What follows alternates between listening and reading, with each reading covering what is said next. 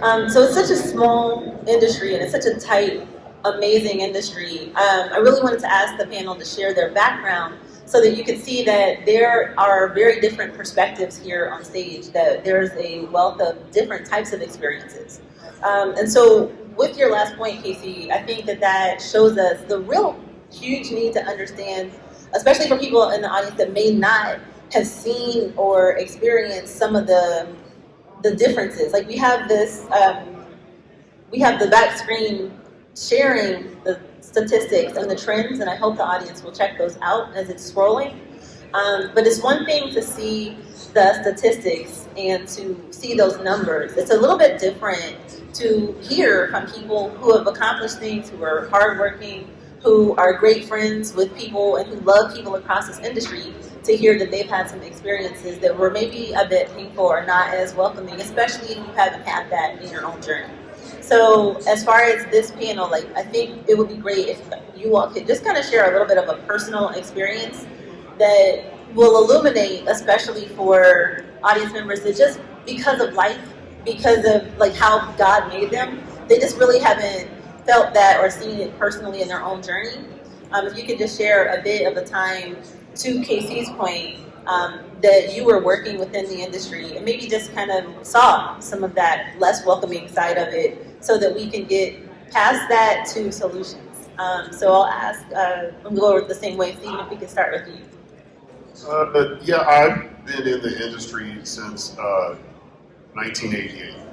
So I've seen a lot, and while I'm not a concert touring guy, I've been involved with live events and corporate events, trade show environments, and festival settings and whatnot. And just up until even 2019, I've had instances where I've been approached about, hey man, you're security, right? So can you help us out here and let me know, how am I going to get my car? How can I park my car here? I'm like, well, I'm not security. Oh, you're not?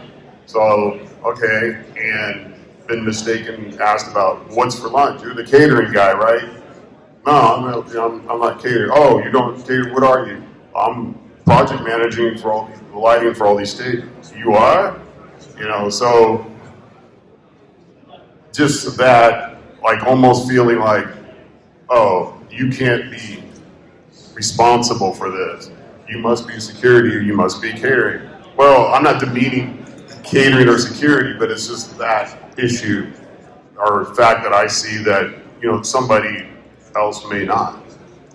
Exactly. Yeah. How do we get to maybe what blinders are there, or maybe understanding what blinders are there that are even causing those assumptions, right? So thank you for sharing that, Stephen. Angela, could you share an experience? I know for me, one of the weird things, and my friend group, we joke, and I have a lot of friends that are in the union and 33 and on tours, and that mostly work on this side of the Rockies. And there's a running joke where they're just like, oh, I've never met another female African-American master electrician. And like they'll play a game with it where they rack their brains, and they're just like, I've worked in Vegas, I've worked up north, and New Mexico and Texas, and they're like, I've never met another one. And so when I walk into a room and I'm in charge of a project or something, people aren't expecting me to be the person in charge. And so I get a lot of kickback, not just racially, but also as a woman, coming into a field that is predominantly male and is predominantly Caucasian, and people are like, oh, or they think I'm a secretary if I'm in an office, or just different situations where I may know more about a rigging structure or something, and people don't expect it to be me. So if someone defers to me in a situation, there's always, there tends to be like one guy in the room who's just like, but how would she know she's a girl? Or how would she, like, oh, there's black, like, you don't see a lot of other black females just in the industry. And so it's a very awkward situation sometimes just to walk into a room. So. And I think that part right there that you said, the just walking into a room, I imagine everybody in the audience may have had a situation in life, right, where you walk in and you're the only one. Whether you walk into a baby shower and oh snap, you're the only guy, or whether you walk in and you're the only person of color, or you're the only woman. You know, even if you're the only differently like sized person, you know, just walking in and you're the only one. If you're in the majority at that moment, it's easy. It's so easy to not feel that difference. I can tell you right now, someone who's really big into my faith, you know, I'm a Christian, just for what it's worth, not to make it political, but I am. I have a friend who is Muslim, and she came to an event, and just, you know, living life, thinking we're all having fun and everything, I had not considered, wow, there are so many things at this particular event. It was just a dinner, you know, but she felt different. But we have the relationship and the trust and the intimacy, the closeness for her to be able to say, hey, this is feeling different. And so I think in meetings or on a show, you know, whatnot, anywhere, I think if we can all just kind of notice when there's maybe someone who's different than the majority, they just might need a little conversation, or even if we could just get to a point where we have those trusting relationships, it opens the opportunity. Where it's not just a shock for someone like me to walk into a room and be leading the crew or the designer doing a walkthrough or something. It's just to expect people that look like me and look like us to walk into a room and be in charge of something. You know, especially in this industry, it's like, you're like, oh, are you the talent? No, I'm the master electrician. I've been asked that too. Right. Oh, when are you going on tonight? You can sing. You're the dancer, right? Right. And I do sing and act. I have a degree in theater, but that's not what I chose to do professionally. And so it's just, you walk in a room and it's like, I'm not the talent. I'm going to change, but it's just going to be in a more black clothing. So, you know, so it's just, it can be awkward. That's a great point. Like growing up, running around backstage, it took like having some reflection and realizing like, wow, yeah, most of the shows, the crew, the local crew, didn't look like, you know, my dad and the Isleys and Earth, Wind and Fire. A lot of the local crew were not people of color. And then to your point, you know, how can we get to the point where it's not a shock for somebody else to be just different, period. KC, what would be a personal experience for you? I'm going to pick up where Steve left off. It just reminds me of something I see kind of on a regular. My position, I'm one of the first people in the building, one of the last people out.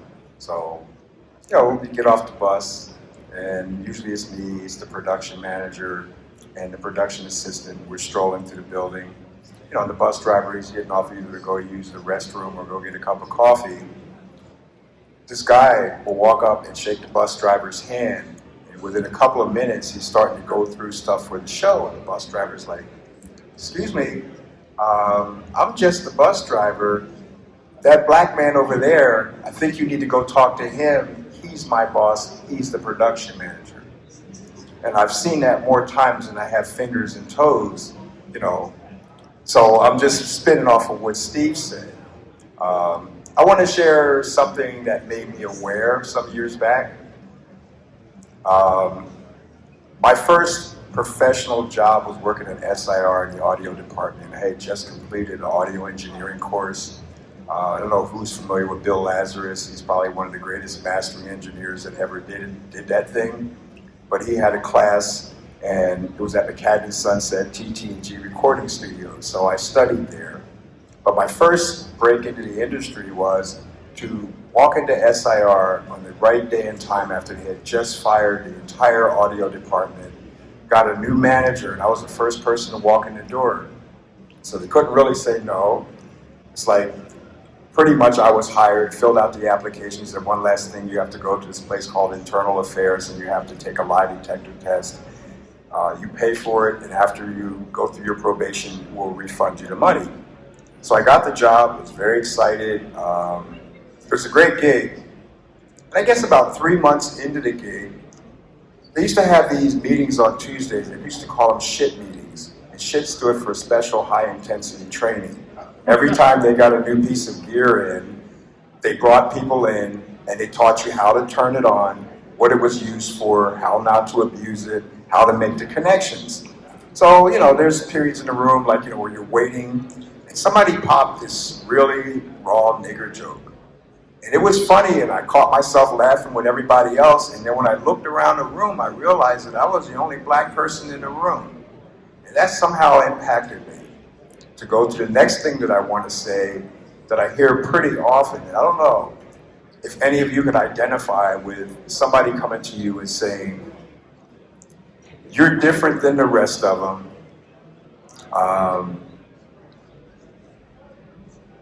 What do you mean by different? That I'm educated, I'm well-spoken, I'm good at what I do? Who are you comparing me to? You know, to walk up to somebody and they make a judgment about you before you can shake their hand. You know, people ask me, do I get high? I don't get high because I used to smoke weed. I love to smoke weed, but when I became a professional stage manager, I never wanted that to be something where they said if he wasn't high, he wouldn't have messed this up. You know, so I made a personal sacrifice. It's still on my bucket list. I'm going to be retiring soon. So it ain't going to matter who's looking at how I look to people. But I'm just saying that for people to say, you know, you're different, or you're one of the good ones is the other one that I hear. You hear that more down south. You're one of the good ones. How do you react to that? Has anybody out there had it happen to you? Raise your hand. Okay, this is what I'm saying. Like, raise your hands again. Everybody take a good look. That's something like Cherise is saying, like it's situational. You know, and we're talking about situational awareness as well. It depends on the situation that you're in. And it's almost like comparing it to walking into a baby shower and you're the only guy there, you know, that kind of thing.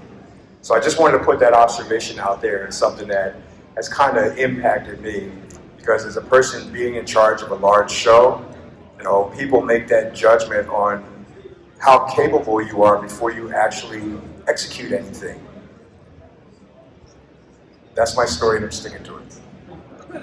It's a good one. Thank you, Casey. So, first of all, thank you all for sharing your personal experience. And I think one of the things that, unfortunately, 2020 showed us is that we lost something along the way in being honest, even about our own painful experiences. People of color, somewhere along the way, lost it. Those conversations or sharing that, hey, this is happening to us and it hurts, kind of got on the off-ramp of American conversation and day-to-day interaction.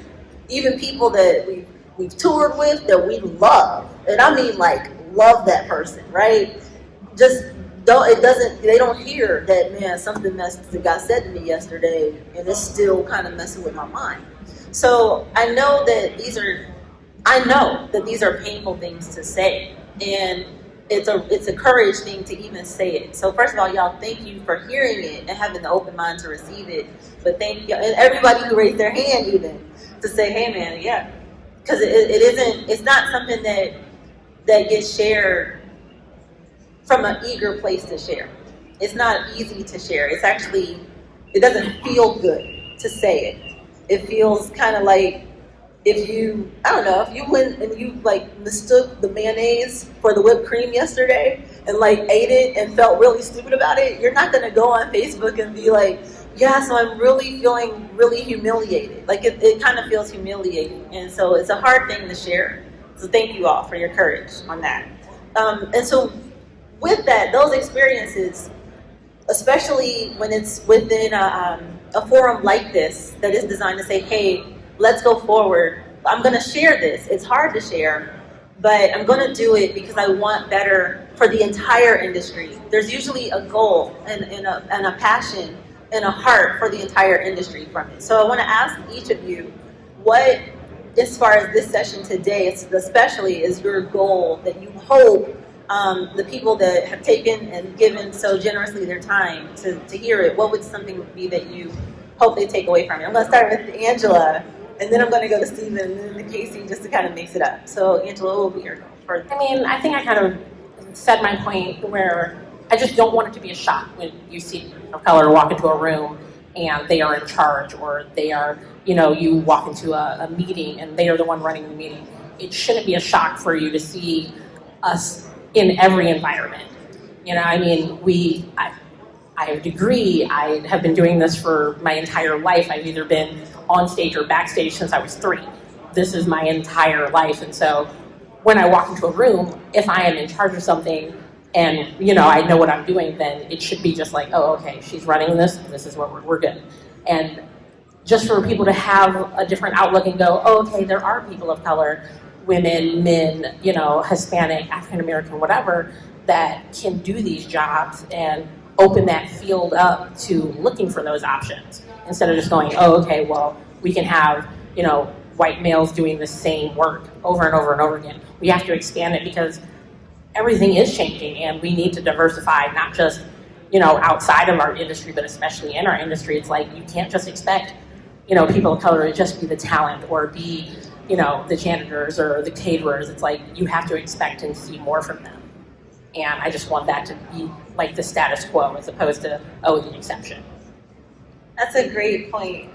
Thank you for sharing that. It makes you think of having worked at this huge brand that at some point they made a decision about hiring differently able people. And I remember the first time I saw someone in a wheelchair show up to give a huge presentation. It was kind of like, honestly a shock, because when you're in the majority of any situation, it's easy to just not have it front of mind. But this person had amazing ideas, amazing presentations, and then we saw a few more people show up that were differently abled, and eventually, to your point, it stopped being shocking. So once we get just kind of past the, hey, there are great ideas with every differently sized person, different shade, different gender, all of that, we can benefit from what comes from it. Because none of that matters. It's just important what your skill set is and what you're there and prepared and willing to do. So it shouldn't matter what the packaging is. If you've got 100 tattoos and, whatever, if you're capable of doing that job, then you should be respected to do that job. Exactly. Good point. Merit. Stephen, if you could share a goal that you have for the session today. Well, one of the goal I have for a discussion like this, a group like this, is to see maybe somebody come away to be an advocate for people. And I have been fortunate in this industry. I have had some really good ones, and I later wanted to share a story about one. And I know I have some at Forwell. Awesome. And I've had some before Forwell. So I have been fortunate to have people like, oh, you're going to be the project. You're going to learn how to estimate, to price this stuff out, and do this. And you're coming to this presentation. I was lucky to have that. So I would like to see maybe someone here identify as somebody to be their advocate. And then we'll come back. I want to share a story. Awesome. Yeah, I would love to come back. That sounds like a great segue, because we have to talk about what's worked and what's working. So don't forget that story.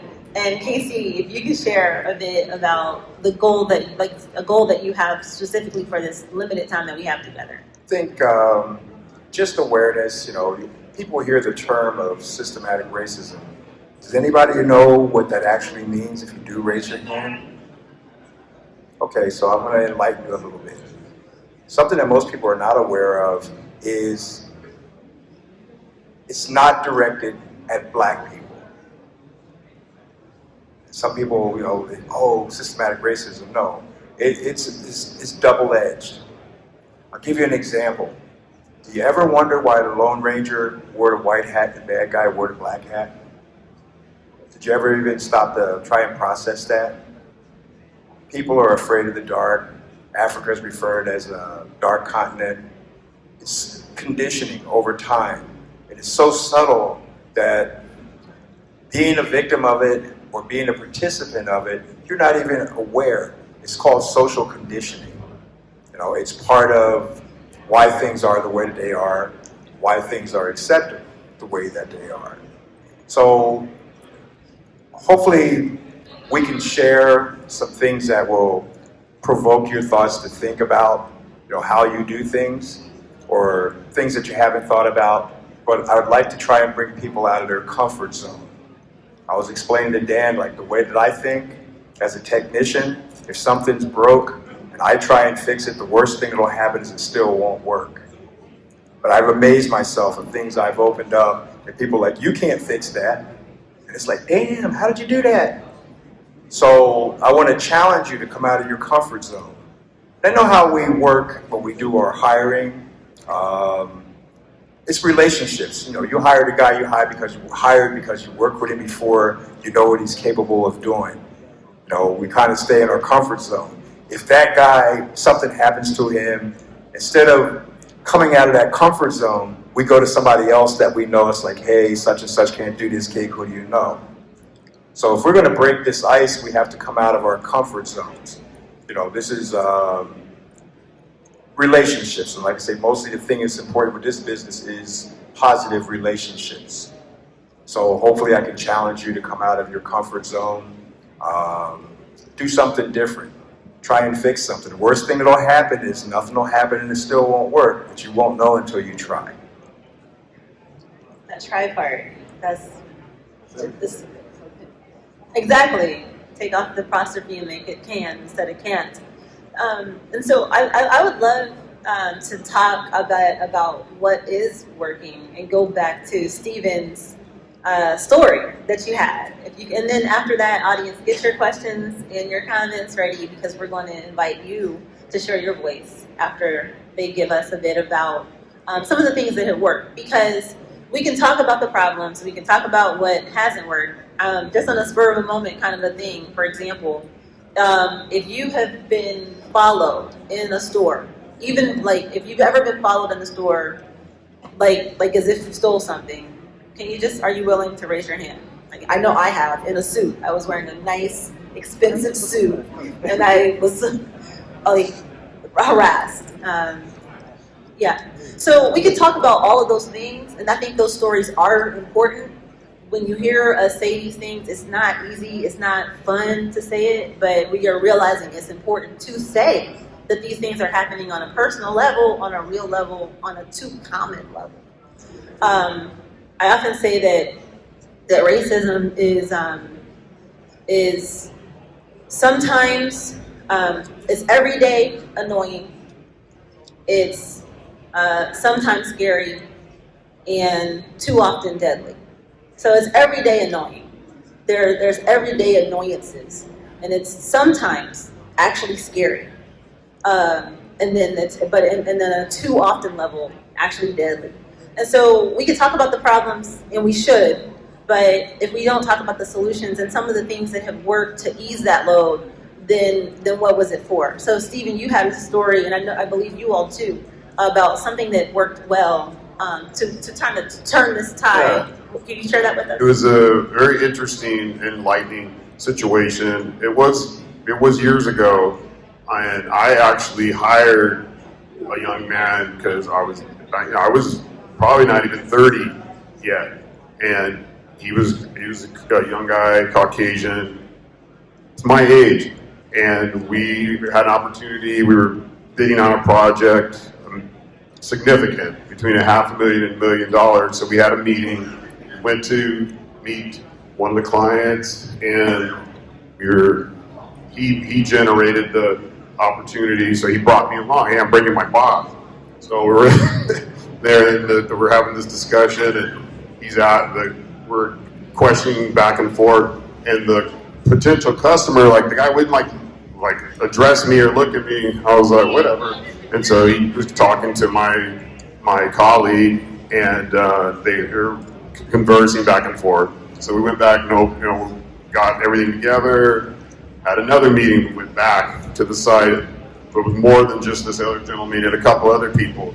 We had some more questions, some more site surveying, and I asked a few of the questions, and the guy turned to my guy, looked at him, and he answered him, and I was like, this is whatever. I was just, kind of rolling with it. He was just looking. So then we presented the proposal.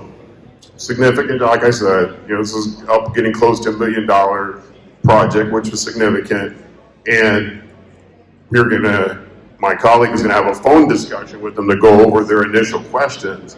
And he goes, I'm gonna call it, and I'm gonna put them on speaker and everything. I said, if you want to, you don't have to, whatever. He goes, he goes, let's talk, but nothing was said between me and my colleague at this point. So he goes over, all right, we're gonna go over this, and we're going over the quote and everything. So my colleague says, he goes, hey, I'm gonna go get Steve, my boss, bring him in on this. And so I'm listening, I'm standing, and the guy goes, he goes, that Puerto Rican dude, whoever, he goes, that guy, so my colleague goes, what are you talking about? He goes, I don't know what the hell he is.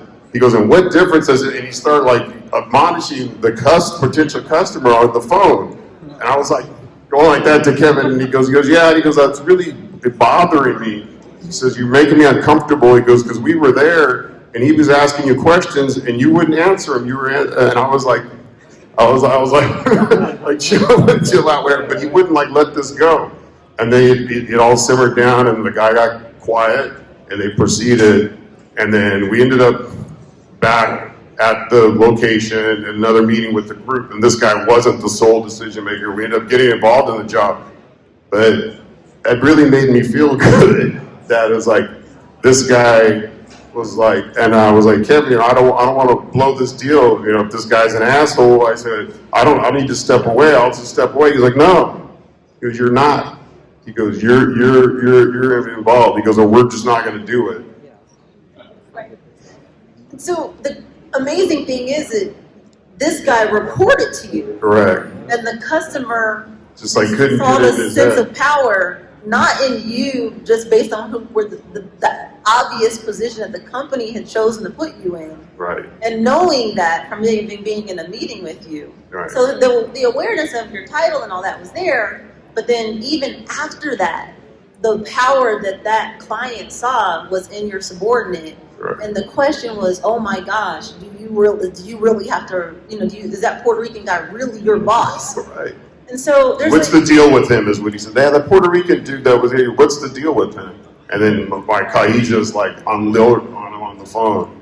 And I was like, whoa. I didn't say anything because I knew he was on the speaker. And I'm like, man, how much of that really goes on where the subordinate doesn't speak up?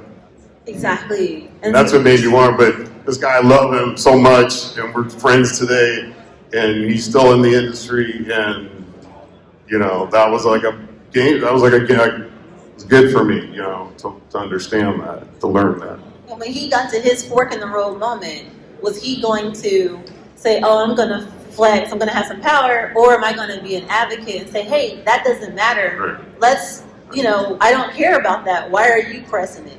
So Right. he chose to be an advocate. He could have just said, hey, Steve, yeah, maybe you should step away. We don't want to blow this $1 million thing. I'm new at this job. I want to look good, whatever. But he didn't do that. He was willing to be like, we don't want to screw it. I don't want to deal with them. Awesome.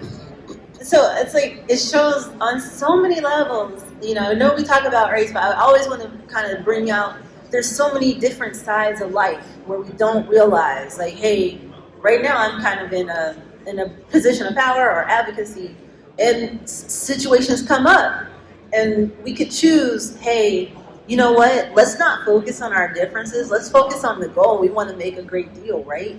That other crap doesn't matter. Or we want to have a great event, we want to have a great show, all of that. And so it's just so cool that he chose to focus and to not lean into the... So the more, I would like to think there's many people, we'll just call him KC. Those are actually his initials. that KPC. Okay. That they're out there. Yeah. So we need, when you get to your fork in the road choice, and you might not realize it that you're in that moment. He might not have realized it, but it shows where his heart was. Let's choose to be a KPC and say, hey, I'm gonna choose to push love, inclusiveness, uniting into this moment instead of the opposite. Thank you. That's the power. And you guys, you said you're still friends to this day. He's in a great position. Yeah, he's a he great is leader in a now. great position. Yeah. This is awesome. Thank you. Angela, what would be one of your examples of something that has worked and that is replicatable, where folks in the audience, when they come to that decision, they can make a similar choice that helps? I mean, it's definitely as an African American in the industry, you don't want it to feel like you're attacking other races, because we do it to each other. And there's definitely moments where we have to stop and look, not just at other races, but at ourselves. I had an instance where I was working with a group out of West Africa, and we were talking about the color choices for the lighting, and the gentleman was like, oh, he's like, please don't use green on the children, because with our skin tone, it makes us look sickly and whatnot. And as an African American, I totally agreed. I was like, yeah, no, I totally get that. I understand what that is. And this man very solemnly looked at me, African, and he was like, "But no, auntie, you're white." And how do you process that information? Like, how do other Africans or other African Americans or, Afro-Europeans look at us and they see our mixed blood, and it's just like, how is that a thing? It was one of those where I had to step outside, like, because I couldn't process that information. And like my TV and my sound guy, they were like, "Are you okay?" And I was like, "No, like, what do you do when I identify and I visually identify as African American to have someone from Africa tell you that you're not African?" Now the flip side of that is, being at the end of the show and having some older African American women approach me, and they were like, "Do you run all the lighting?" And just being so impressed and so, moved by it, because it was something like what I do for a living is something that wasn't an option for women, and especially women of color, 40, 50 years ago.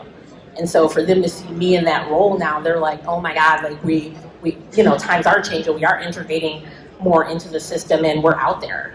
And, like they were just moved by that because they'd never seen it before. And so we do need to appreciate the people that are there and support them and help them move forward in the industry, as well as recognize what we as African Americans and African people in general and people of color in general can be better at those situations. So, because they don't have to be just like emotional and highly tied like that. Like, we can spread that out. Thank you for sharing that. And I think, that's part of why it's important to even have this kind of conversation.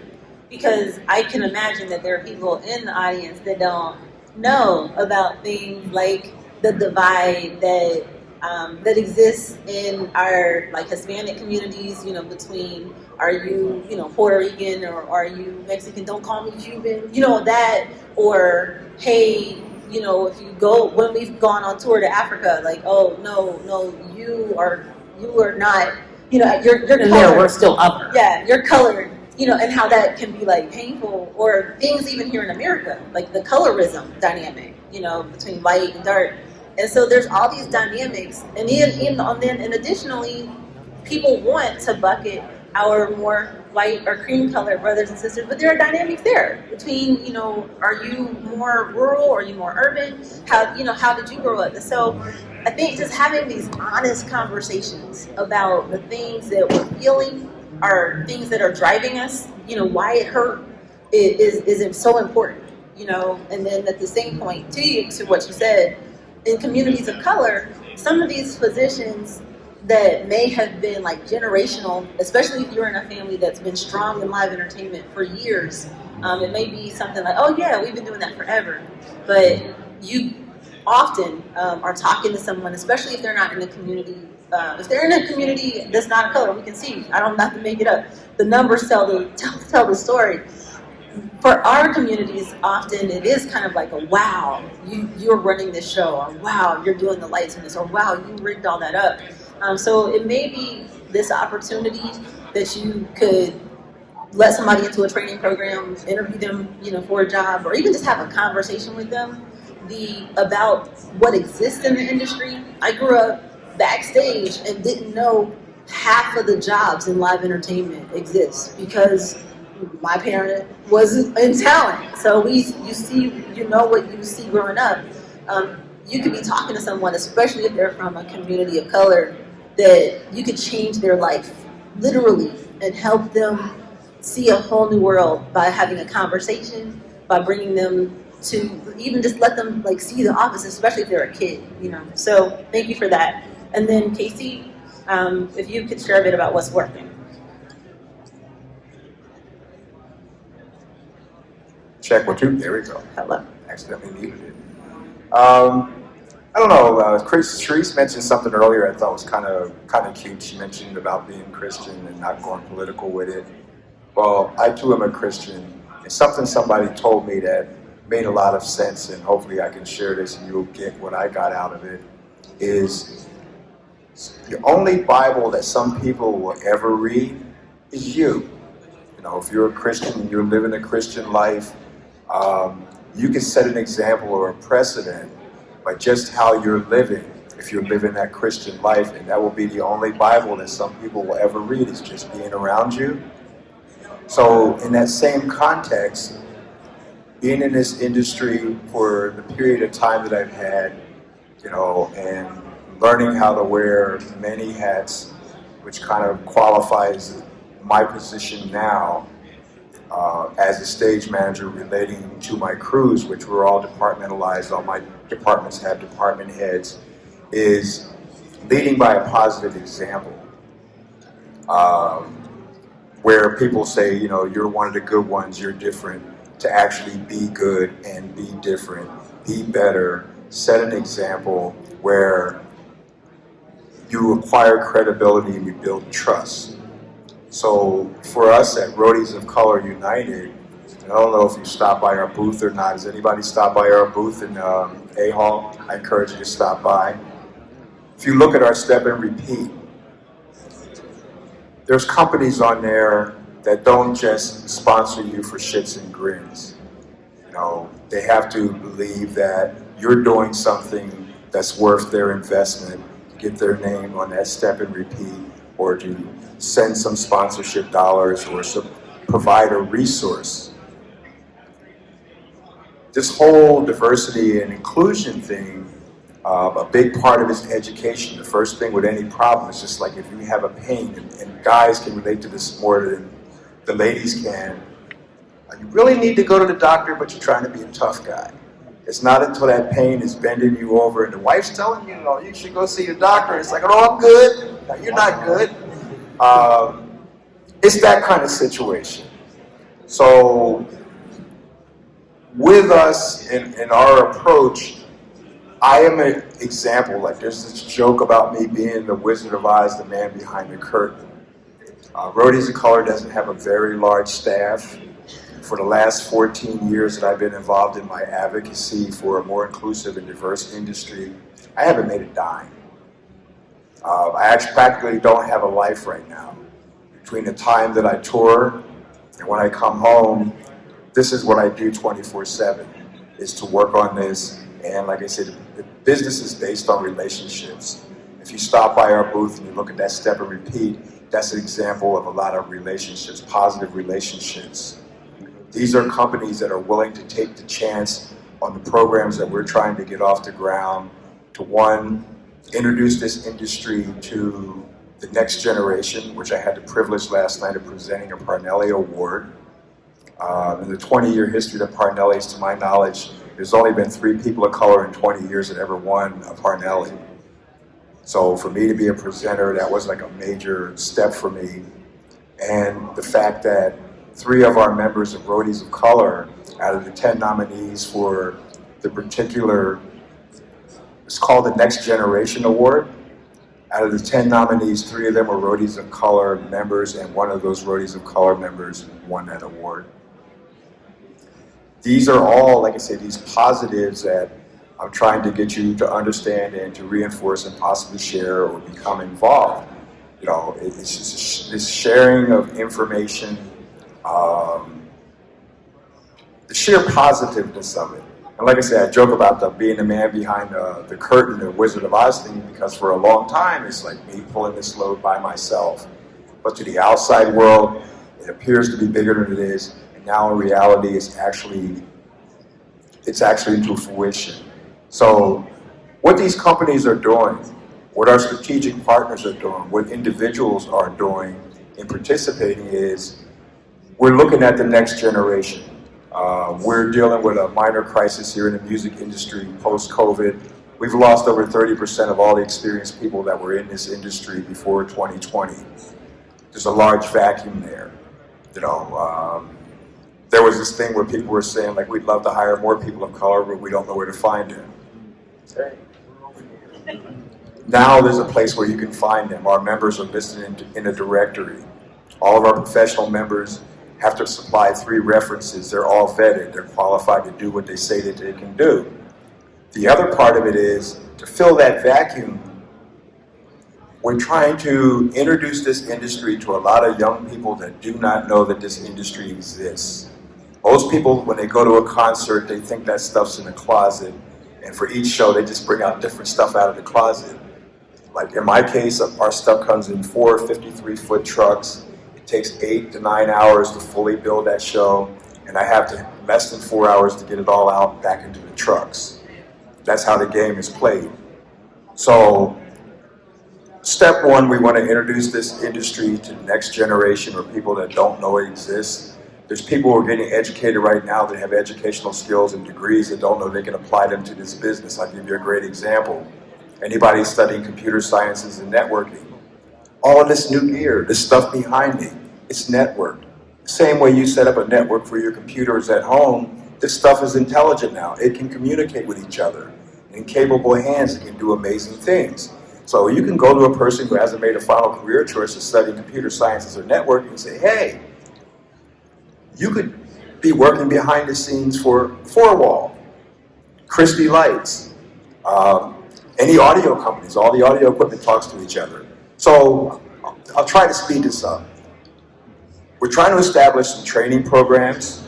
We just became a member organization with ESTA as well, which is a hub for all the really cool training programs and certifications. That this next generation, not only will we introduce them to the industry, we'll empower them with knowledge and with credentials. That any employer, when they look at a person who's taking their personal time to get certifications and credentials, that's going to be a candidate that I'm going to give a little closer look at than a guy that says, hey, I think this is cool, I just want to do that. Then lastly, the next phase of what we want to do is, through these companies and these strategic alliances and partnerships, there's jobs. It's not like they just come and say, wow, this is cool, now I got these certificates, what do I do? Now you go put in these applications. These are companies that tell them that Roadies are color essential. So, like I said, trying to get people to come out of their comfort zones, think a little different. I think what was that Steve Jobs at Apple, think different. So that's what needs to happen. And like I say, we could be accomplishing two things at one time. We could be putting more people in the pipeline to replenish the people who left. And now we don't have to have that excuse, they're trying to steal our jobs. And we're not particularly talking about just people of color youth, we're talking about all youth, but in particular for people who are uncomfortable about people taking jobs, there's a 30% deficit right now. Lack of experienced people that we need to bring into this industry for us to continue to thrive. As usual, that's my story and I'm sticking to it. Thank you, Casey. And I would just like to add, for those who haven't worked with Casey or Bill Reeves, I know that there's you hear the clapping, right? Right. So, the standard of excellence. I mean, you don't get to work with a group like Earth, Wind & Fire or Bill. He's toured with everyone from Prince to Luther Vandross, Anita Baker. I've been blessed to go around parts of the world on tour with him for amazing artists, Anthony Hamilton. And the standard of excellence, everyone who works with Bill and KC, even our content manager in the back, Jay, knows that they're the bar for a lot of places are here. Their bar is like way up there, and so they're not going to send anyone to work with you or your company without feeling 1,000,000% great that they came from RockU. So I just wanted to add that. So with that, we have some time left. We want to hear from y'all. So definitely, there's always great ideas. There's always great questions. Great input in any audience. One head is okay, 2 heads are better than 1, 3 are better than 2. So if there are any questions or comments, please raise your hand and I'll bring you a microphone. No, actually they can come. Can you come here, sir? I'll give you my mic. Please introduce yourself. You can come right over here and ask a question for the panel. First of all, I came here by mistake, but I love what you guys are doing. My name is Sterling G. I have 7 gold ratings as a producer, but I had to reinvent myself, so I went and worked for companies like Paramount, CBS, and I got all those things you guys are saying. People come in, because if you come on our lots, y'all know how it is. You're walking through the lot and you're like, you don't hardly see people color. When you see them, it's kind of strange, like, hey, that kind of thing. And it seemed like every mistake is kept, you're the first person that gets the blame. So that's why I moved around from some companies. But my solution has been, now I make my own movies.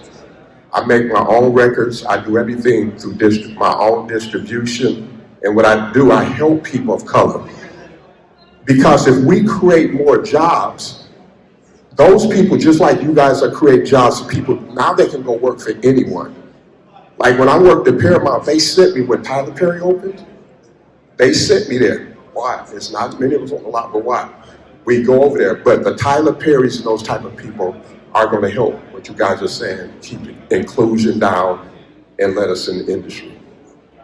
Thank you. Thank you so much for sharing that. Give it up to Sterling. To Sterling's point, like people might wonder, like, why is there like a fear? Why do you want, like, why are you looking for each other? Just like some short tidbit, just growing up, even in the 90s, right? In my high school, we arrived to play football against a school that was mostly white, and our school had its name changed within that last year. So I think they didn't quite realize who was coming, but we were a very integrated school. The school's motto was university and diversity. When our buses pulled up and the realization was had that we were a very integrated school coming to play football against them, the crowd emptied their stands and took up rocks. I'm not kidding, I can't make this up. In 1994-95 era, that school year, throwing rocks at our buses, calling us the N-word, calling them N-lovers for being on the same team with us, rocking our buses. And the scaredness for my life was there. My voice is actually shaking. It's not, I mean, I'm a grown woman, have won industry awards and all that. So these things we don't talk about. And it took until being in my 40s to even say it publicly at all. There are real experiences that people don't talk about that make you, when you get somewhere, have still that kind of built-in fear, like, am I okay? Is there someone here who can help me if this goes wrong?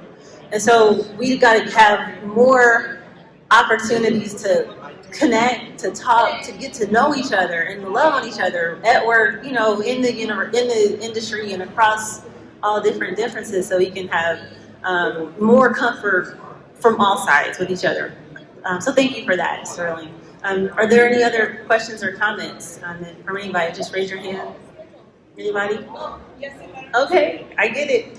And so with that being said, I want to just ask each of you if you have any closing comments for the panel or anything else that you want folks to take with them. And if you have any any next project or something you want them to know about, or how to find you online or anything.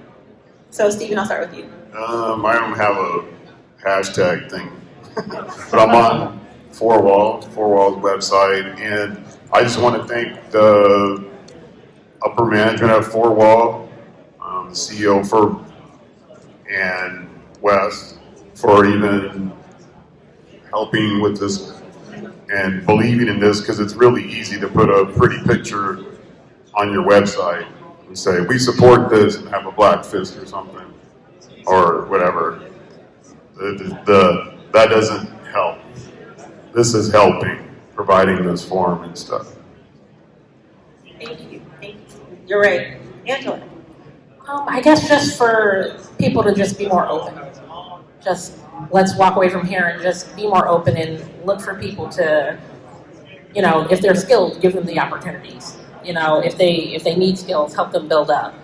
And instead of just looking in one direction, look out at everything. There's a rainbow of people out there that are all at different skill sets that are willing and ready to do the work if you give them the opportunities.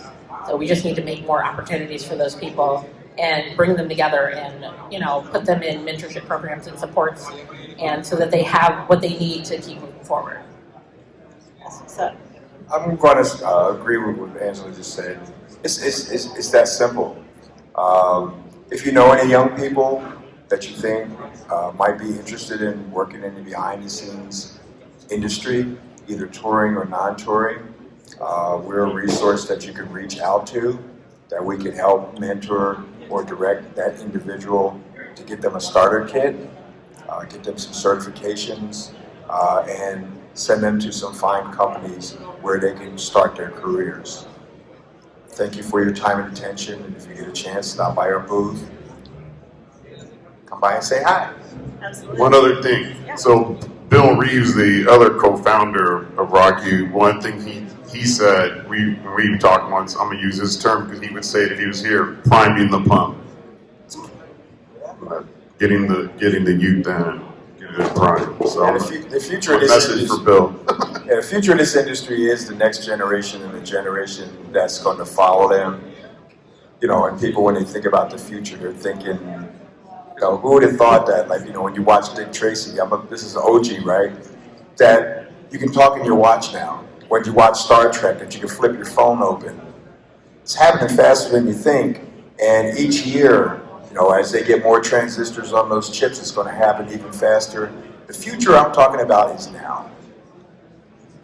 We're living it. So do your part.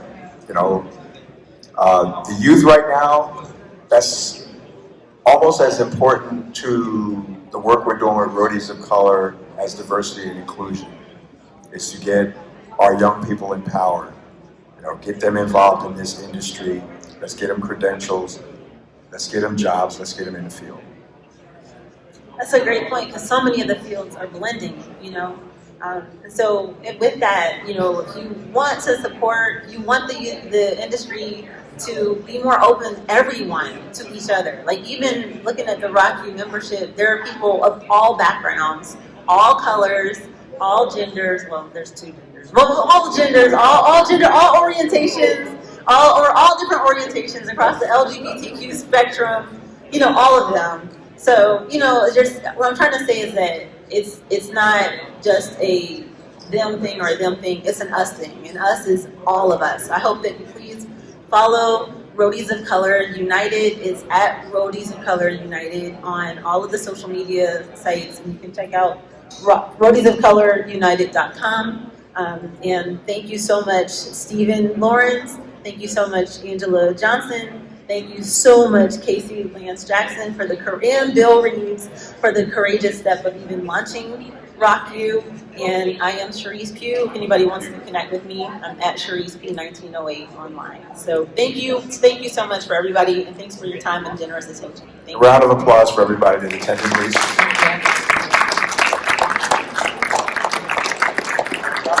I brought the mic down. Yeah, and that's all, folks.